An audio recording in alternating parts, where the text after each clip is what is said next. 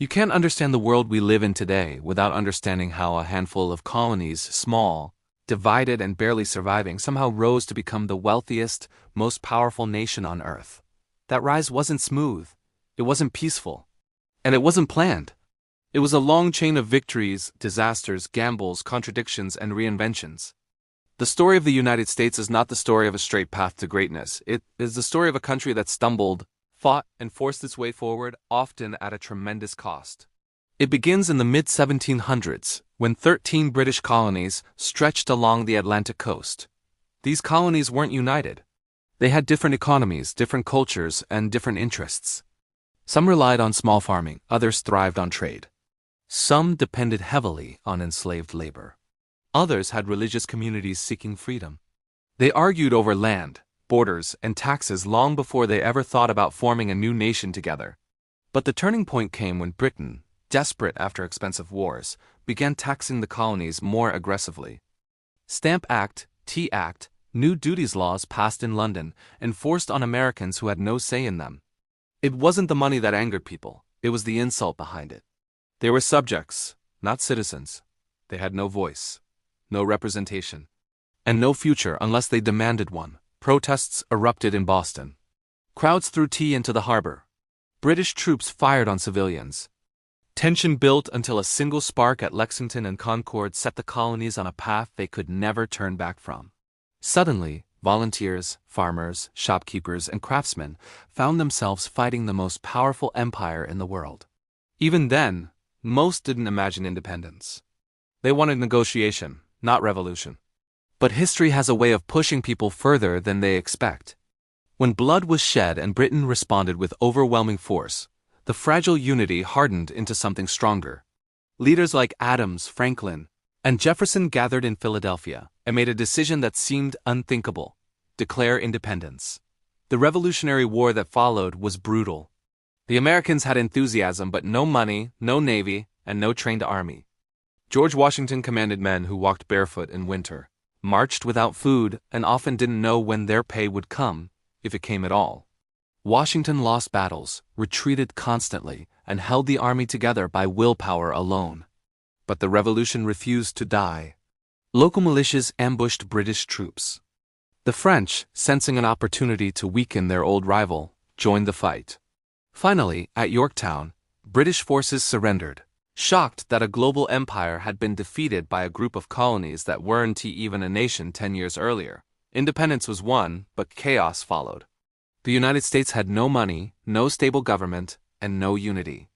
The first attempt at building a government, under the Articles of Confederation, was weak and ineffective. States argued over trade and taxes. Soldiers who won the war returned home to find they couldn't pay their debts. There were protests and even small rebellions. This new country could easily have collapsed before it even began. That fear pushed American leaders to meet once again in Philadelphia. What they created, the Constitution, gave the nation a stronger foundation: a president, a Congress, a judiciary. Not a perfect system. Slavery was protected. Women had no political rights. Many voices were left out. But the structure they built was strong enough to survive storms and flexible enough to evolve over time. Now the country needed space, and it took it. In 1803, the Louisiana Purchase doubled the size of the U.S. almost overnight. It wasn't just land. It was a statement. The United States would expand west, no matter what stood in its way. And what stood in the way were Native American nations. Many tried to adapt, negotiate, resist, or coexist. But federal policies and settlers hungry for land pushed them out relentlessly. Treaties were broken, promises ignored, and entire cultures uprooted. The Trail of Tears became one of the darkest chapters in American history. The nation grew, but at a horrific cost. As the country expanded, a deeper conflict grew with it: the divide between North and South. The North industrialized rapidly: factories, railroads, growing cities. The South clung to an agricultural system built on the labor of enslaved people. Every time a new state entered the Union, the question exploded again: slave state or free state? Compromises postponed disaster, but the tension only tightened. Then came the breaking point. In 1860, Abraham Lincoln was elected president on a platform that opposed the expansion of slavery. Southern states seceded, forming the Confederacy. Civil War erupted, a war so destructive it cost more American lives than all other U.S. wars combined. This war didn't just decide whether the country would stay together. It decided what kind of country it would be. The Union victory ended slavery and preserved the nation, but the wounds cut so deep that they shaped the next century. The South was devastated. Reconstruction tried to rebuild it and give rights to formerly enslaved people, but backlash, violence, and political failure created new systems of racial oppression. The war ended, but inequality endured. Still, America kept growing. The late 1800s transformed it from a recovering nation into an economic powerhouse. Immigrants arrived by the millions, powering factories, building railroads, filling cities with labor and cultures from across the world. Massive corporations emerged: steel, oil, railroads, led by industrial giants who reshaped the economy. The U.S. wasn't yet a superpower, but it was rising quickly. The moment that signaled America's entry into global influence came in 1898, during the Spanish-American War. In a matter of months, the United States defeated Spain and took control of territories far beyond its borders: Puerto Rico, Guam, the Philippines. A new message echoed across the world. America was no longer content to grow inward. It was stepping into the role of an international power. And just as the 20th century began, the stage was set for the United States to transform from a regional power into one of the main architects of world history. When World War I erupted in Europe in 1914, the United States tried to stay out of it. The country was divided. Some supported Britain, others supported Germany, and many believed foreign wars were someone else's problem. But neutrality is never simple. American ships were attacked, trade routes were threatened, and the idea that a small group of old empires could decide the future of the world without American involvement began to feel dangerous. By 1917, the U.S. entered the war not to conquer territory, but to make the world safe for democracy, as President Woodrow Wilson declared. The arrival of fresh American troops, supplies, and industrial power tipped the balance. The war ended in 1918, and Europe lay in ruins. For the first time, the United States realized something important. Its economic and military strength gave it a voice that could shape global decisions. But the country was not yet ready to lead. After the war, Americans retreated again into isolation, focusing on prosperity at home. The 1920s brought booming industry.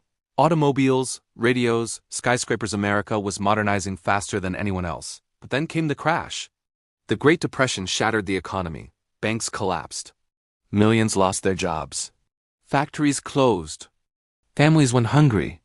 It was the country's greatest internal crisis since the Civil War. Franklin D. Roosevelt's New Deal reorganized industries, reformed financial systems, and created social programs to stabilize the nation. Slowly, painfully, the economy recovered. But as America struggled internally, storms gathered abroad once again. In Europe and Asia, new empires rose, aggressive, expansionist, and determined to reshape the world through force. Nazi Germany, Fascist Italy, Imperial Japan. Their ambitions threatened an entire century's progress. Once again, the United States tried to stay out. Once again, the world made that impossible. Pearl Harbor was the breaking point. In 1941, the U.S. entered World War II with a sense of purpose it had never felt before. The war transformed America completely. Its factories produced tanks, planes, weapons, ships faster than anyone thought possible. Women entered the workforce in huge numbers. Scientists developed technologies that rewrote the rules of warfare. And American soldiers fought across Europe and the Pacific in battles that defined a century. When the war ended in 1945, two superpowers stood above the rubble: the United States and the Soviet Union. And this is where America's final ascent began, not through a single conflict, but through a global struggle of ideas, alliances, technology, and influence. The Cold War didn't erupt with frontline battles. It emerged in speeches, treaties, nuclear tests, and ideological contests. The U.S. championed democracy and capitalism. The Soviets promoted communism. Both sides built nuclear arsenals that could destroy the world several times over. To contain Soviet expansion, the United States created alliances like NATO, supported countries resisting communist influence, and invested heavily in science and innovation. The space race pushed the country to achieve things previously unimaginable. When American astronauts landed on the moon in 1969, It wasn't just a technological victory, it was a message to the world that the United States had become the leading power in human achievement. But the Cold War wasn't just a story of competition abroad. It deeply reshaped American society. The fight for civil rights challenged centuries of racism and inequality. Leaders like Martin Luther King Jr., Rosa Parks, Malcolm X, and countless citizens forced the nation to confront its contradictions. How could a country preach freedom globally while denying it to millions of its own people? The civil rights movement didn't just change laws, it changed the nation's identity. Meanwhile, the U.S. faced conflicts that tested its power and its confidence. The Korean War, the Vietnam War, moments when America learned the limits of military might. Moments when public opinion fractured. Moments when victories were uncertain and mistakes were costly. But these struggles also pushed the country to question its role in the world, refine its strategy, and understand that global leadership required more than force, it required diplomacy, alliances, and moral authority. The turning point came in the late 1980s. The Soviet Union, weakened by economic collapse and internal pressure, began to break apart. In 1991, it officially dissolved. The Cold War was over, and the United States emerged as the world's sole superpower. No rival economy, no rival military, no rival political system with global reach. But here's the real story. America's rise didn't happen because of one war, one leader, or one ideology. It happened because the nation kept reinventing itself through crisis after crisis. It expanded across a continent, fought a civil war, industrialized at lightning speed, embraced waves of immigrants, transformed global trade, built the world's largest economy, reshaped global alliances, and pushed science and technology into the future. Each victory added strength. Each failure added resilience. By the early 21st century, the United States dominated international finance. Diplomacy, culture, entertainment, science, the internet, research, and military power. Hollywood films shaped global imagination. Silicon Valley built digital empires. American universities attracted the world's brightest minds. The US dollar became the backbone of global trade. Aircraft carriers projected power across every ocean.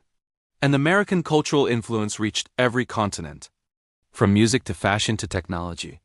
But that rise brought new questions, the same kind that shaped every stage of American history. Can a nation built on ideals stay united when those ideals are tested? Can it maintain leadership without overreaching? Can it balance power with responsibility? Can it adapt as new challengers emerge, China, India, and others? And can it stay true to values of democracy and freedom while confronting challenges from within? The story of America isn't finished. It never will be. Every generation redefines what the country is and what it stands for.